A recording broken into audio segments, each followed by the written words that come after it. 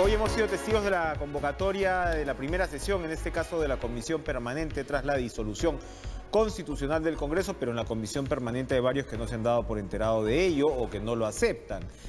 Al desarrollo de esta sesión se han ido retirando entonces bancadas que no están de acuerdo con esta posición, básicamente fujimorista, y algunos miembros sueltos de otras bancadas como Salvador Heresi, que se han quedado pues en una suerte de prédica entre los convertidos, vamos a decirlo así.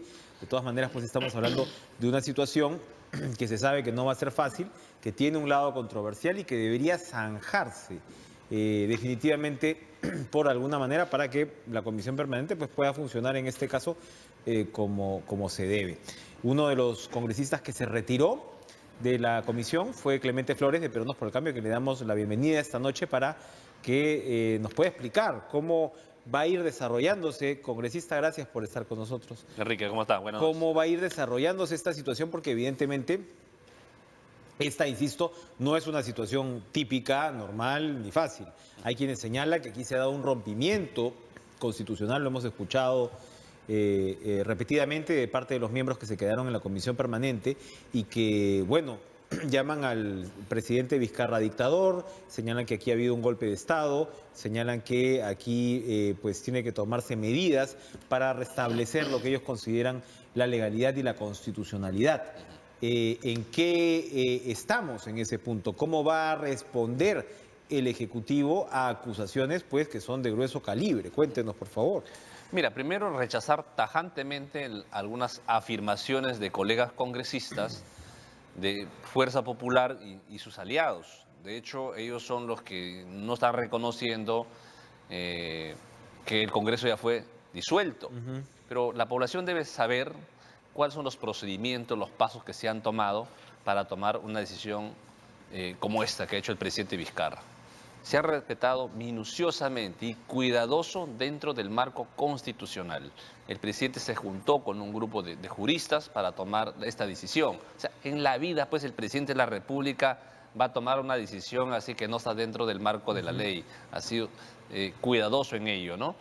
Ahora, cuando el premier va al Congreso y pide la cuestión de confianza, le faculta el artículo 193 de la Constitución. Una vez solicitada, debería en ese momento, porque era sobre la materia que estaba en discusión, debería entrar a debate o en todo caso, por decir, para más tarde, ¿no? Pero había en ese momento ya presentada la cuestión de confianza, por lo tanto tenía que debatirse. O sea, la cuestión de confianza se presenta el viernes y la cuestión de confianza lo que te dice es: oiga usted, vamos a cambiar las reglas de juego sobre esa materia que estaba para elegir a los miembros del Tribunal Constitucional. Sobre esa materia que estaba en votación. Exacto. Y esto incluye este proceso que está por empezar. Así que cambien, eso entiendo que es el sentido del pedido. Así es. Se presenta la cuestión de confianza, el Ejecutivo, y dice: presento sobre esta materia, ¿no? Entonces, sobre esa materia tendría que discutirse. Es como la práctica parlamentaria cuando se presenta una cuestión previa, ¿no? O sea, no se puede discutir antes si no se resuelve la cuestión previa. Y del Ejecutivo es la cuestión de confianza y debería haberse discutido en ese momento. O sea, a primera hora del lunes debió discutirse. Así es. Eso es lo que usted me está diciendo. A primera hora del lunes. Así es. Debió discutirse la cuestión de confianza presentada por el ministro Salvador. Al no tomarlo en cuenta, lo han escuchado. Y después, bueno, después lo pateamos para la tarde, en otro momento, qué sé yo. Ahorita continuamos con la votación. Sobre la materia en cuestión de confianza. Entonces, automáticamente los hechos que lo están demostrando se está dando por denegada la cuestión de confianza. Y luego, pues, el presidente se encuentra facultado para cerrar el Pero Congreso. hay también constitucionalistas, congresistas, que señalan que no existe en la Constitución una interpretación que pueda ser por el lado de la denegación fáctica, que es el término que ha utilizado el presidente de la República. Y algunos congresistas, como Jorge del Castillo y demás, han dicho que el Congreso se expresa con su votación.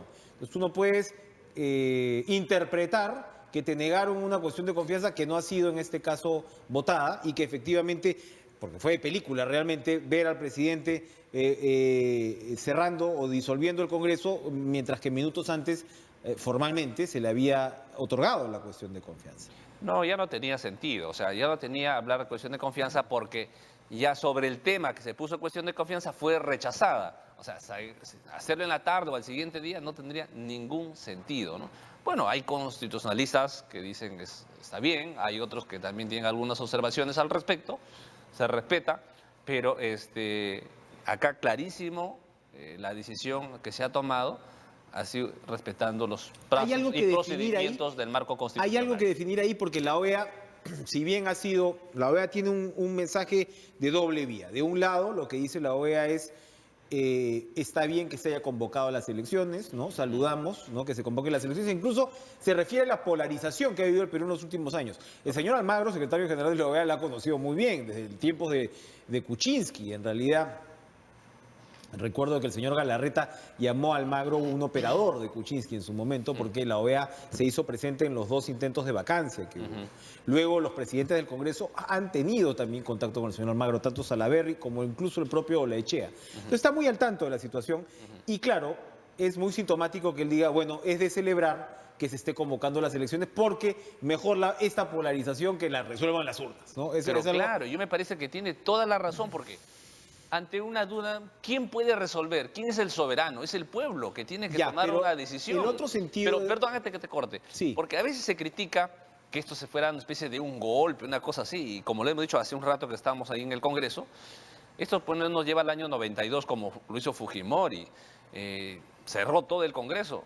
¿Cómo va a ser golpe si en este momento la comisión permanente está sesionando? No se ha declarado en la organización del Poder Judicial normal, del Ministerio Público. Desarrollándose. No tenemos tanques en las calles. Bien. Entonces es una afirmación totalmente falsa. Pero el otro sentido, pues, congresista del mensaje de la OEA es, oigan, el Tribunal Constitucional debería emitir un pronunciamiento para de una vez zanjar esta cuestión. Porque lo que usted me está diciendo es, bueno, el presidente está muy seguro de lo que ha hecho. Bueno, sí, pero ¿quién dice que efectivamente lo que ha hecho es correcto? Porque finalmente pues, no tienes un Congreso de la República, tienes una comisión permanente con alcance limitado. ¿No sería bueno el Ejecutivo mismo, no debería buscar una suerte de opinión súpera que de alguna manera te aclare la situación, podamos estar todos tranquilos y dar la vuelta a la página pues, de un episodio tan complicado como este? Claro, ante una duda entre 2 instituciones, como el Congreso y en este caso y el Ejecutivo, si hay algunas diferencias, algunas dudas, es el tribunal quien tiene que dar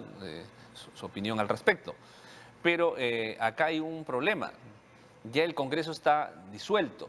Entonces, ahora lo que han querido hacer es que la comisión permanente haga la demanda competencial ante el Congreso, perdón, ante el Tribunal Constitucional y hay un pronunciamiento al respecto, ¿no? Pero ya no son atribuciones de la comisión permanente ante un Congreso que está disuelto, porque es el pleno, los 130 congresistas que se convocan a sesión y toman la decisión de hacer, en este caso, una demanda, y se aprueba por todos los parlamentarios.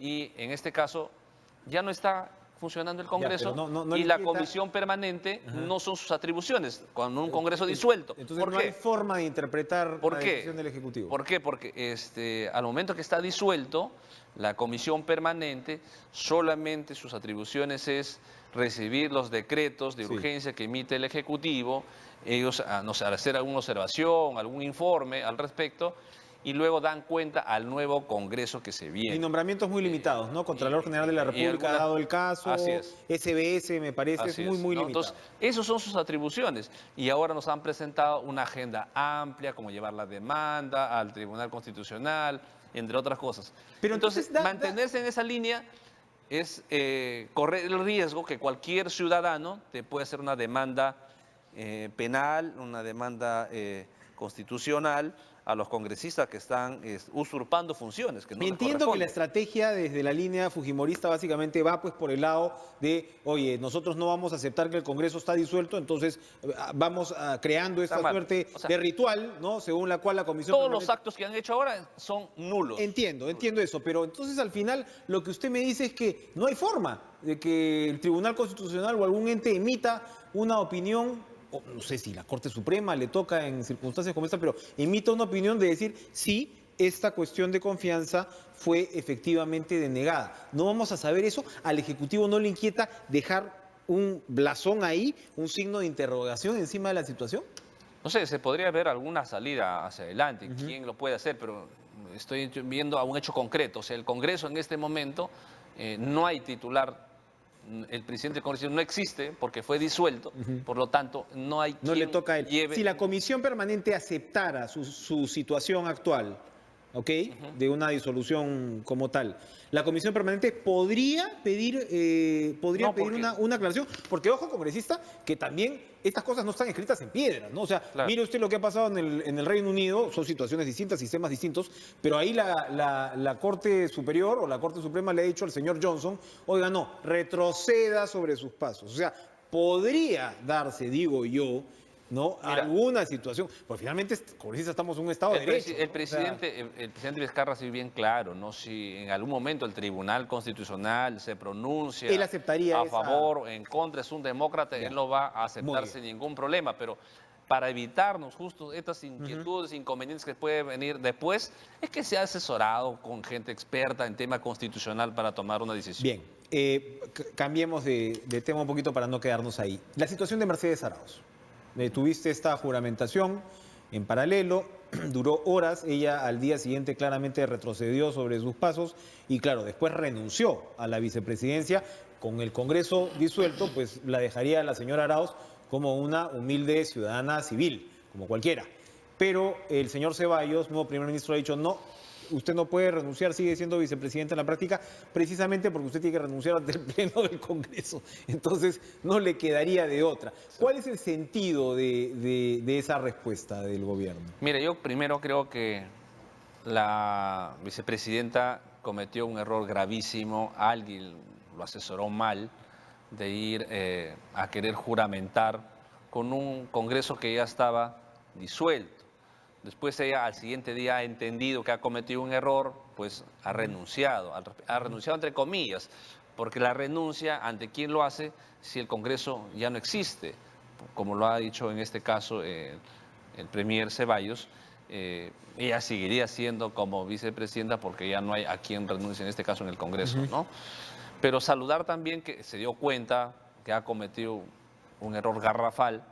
Pero cuando usted me dice error garrafal, es que las consecuencias van a ser garrafales también. O sea, estamos como. Bueno, yo sé que le han hay una presentado unas denuncia de usurpación de denuncias funciones por parte de la izquierda. está en la fiscalía, ¿no? Ajá. Yo la tenía, no sé, por eso digo. Es una situación lo inusual, asesoraron, de todas maneras, una ¿no? O sea, situación han sido horas complejas, Una ¿no? O situación sea, complicada, dura, por supuesto. vamos a ir a una pausa. Vamos a ir a una pausa y Claro. regresamos con Clemente Flores, congresista de Peruanos por el Cambio, para seguir entendiendo pues qué cosa es lo que va a pasar. Puede haber un adelanto general de elecciones, como está queriendo un sector precisamente del fujimorismo que negó que hubiera un adelanto general de las elecciones en su momento. Vamos a regresar después de la pausa.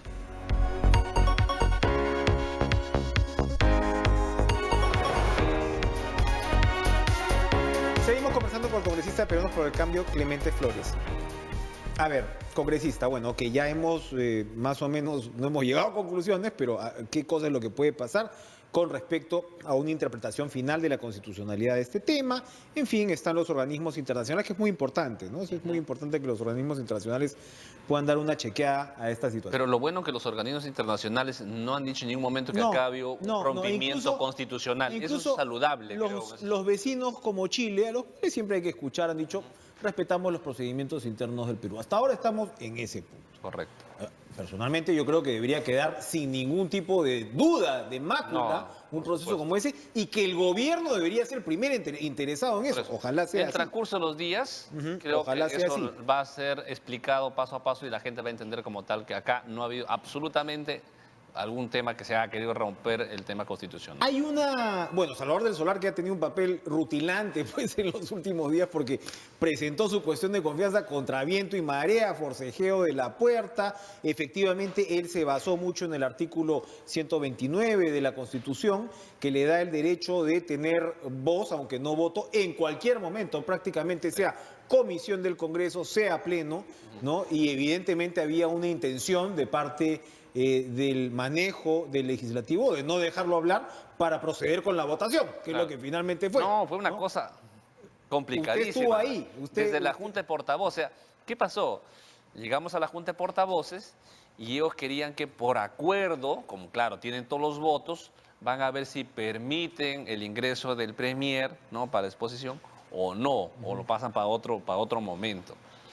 Entonces yo le dije, demuéstreme qué marco legal ustedes tienen para decir que es atribución de la Junta de Portavoces invitar o rechazar, en este caso, al Premier.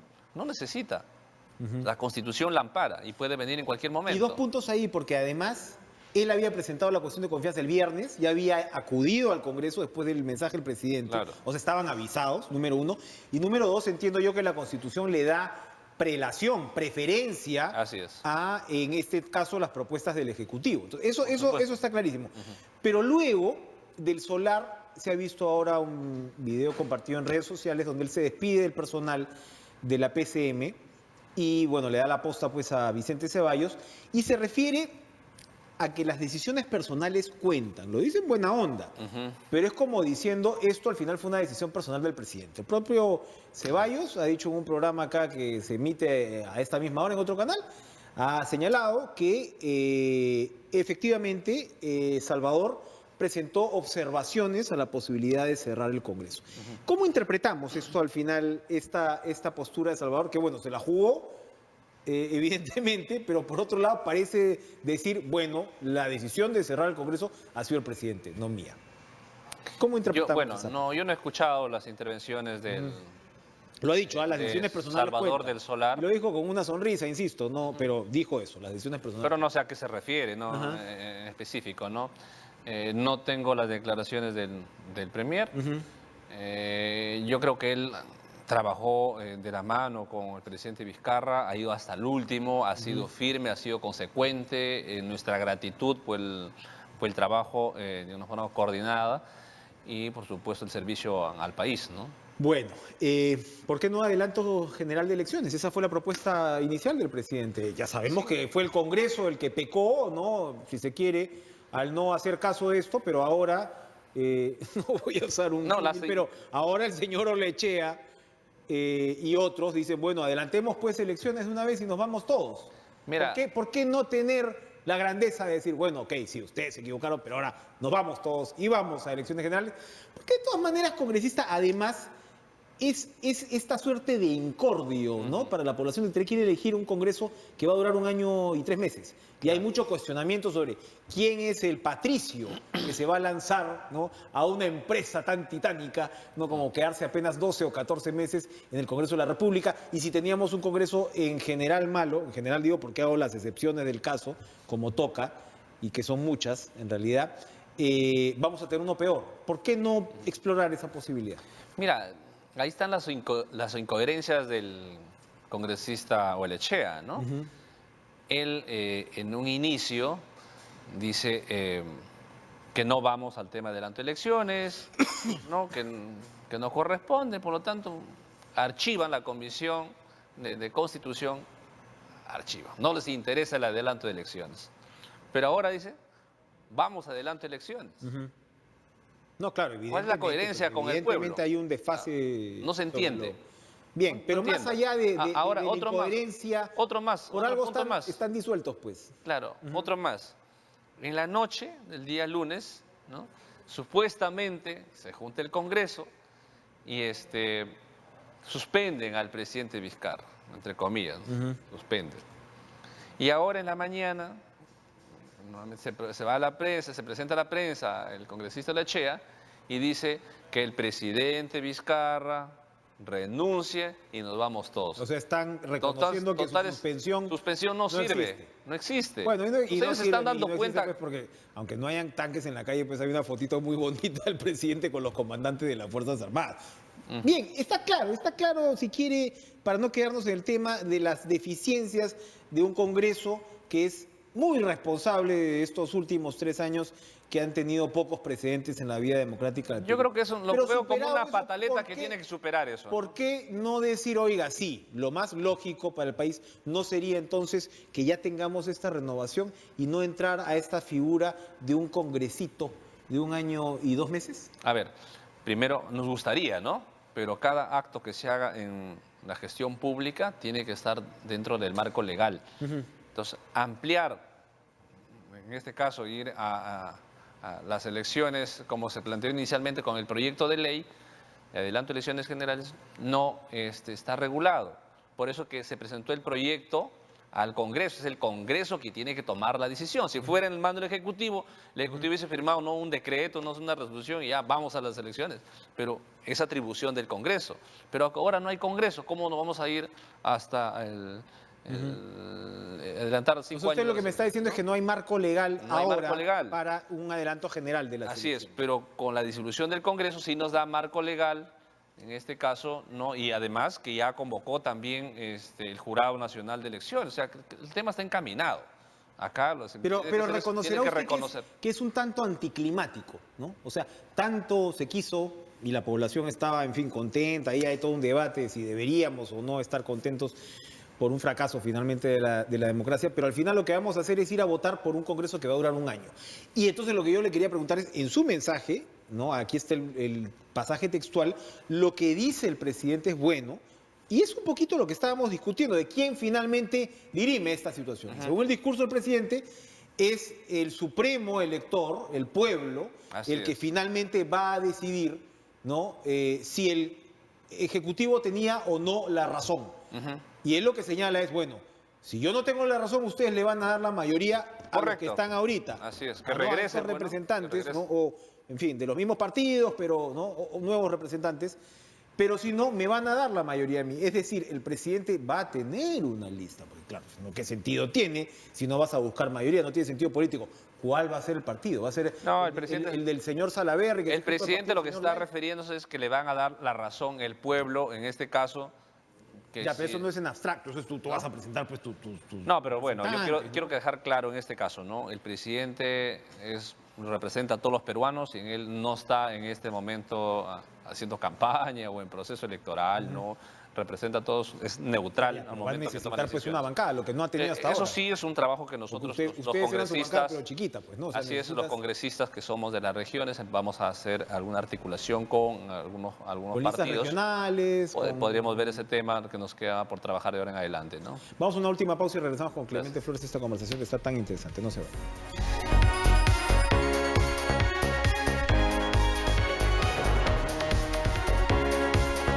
Minutos finales con el congresista Clemente Flores de Peruanos por el Cambio. Hemos visto entrar a usted, al señor Oliva, al señor Meléndez. Por ahí, pues por Palacio también están los que hacen el fajín. ¿Ustedes se han ido a tomar medidas a algún lado, ya que ahora van a tener tiempo libre o se les ha ofrecido una posibilidad de un ministerio? Mira, no estamos pensando en tema de ministerio. Para nosotros es un tema importantísimo, relevante la situación, cómo está pasando el país en este momento, y hay coordinaciones de trabajo que hemos estado con el presidente de la República, con el premier, y cada momento que nos convoca, pues vamos y dialogamos ampliamente con la sinceridad y la transparencia del caso, ¿no? Es decisión del presidente si quiere de algún colega nombrarlos, son todas atribuciones, pero nosotros en ningún momento pedimos un tema como este. Para terminar, evidentemente nuestra vida política ha estado caracterizada, signada, definida en los últimos 3 años y un poquito más por el enfrentamiento entre el Ejecutivo y el Legislativo. ¿Cómo se va a reinventar el gobierno en este lapso que le queda? Eso me imagino que lo han hablado ustedes con el presidente. El presidente ya no tiene este Goliat antipático, ¿no?, al frente.